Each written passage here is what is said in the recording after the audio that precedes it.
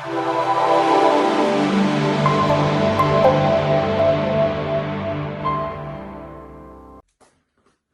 everyone and happy Sunday.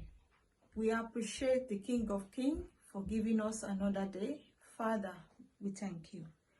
When the trumpet sound, eternity begins. Give thanks to God. Oh, give thanks unto the Lord, for his good, for his mercy endureth forever. How many times have you uttered those words? Every opportunity God gives to you is by grace. Therefore, give thanks. For the gift of life, give thanks. For the enablement, give thanks. For your family and loved ones, give thanks to God Almighty. Don't be an ingrate.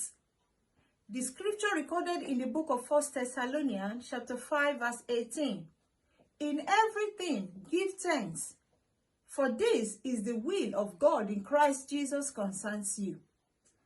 Dear friends, say after me this morning, Lord God, I thank you for all you have done and all you will do in my life and in the life of my family throughout this year in the name of Jesus. Always remember, eternity is real. God bless you.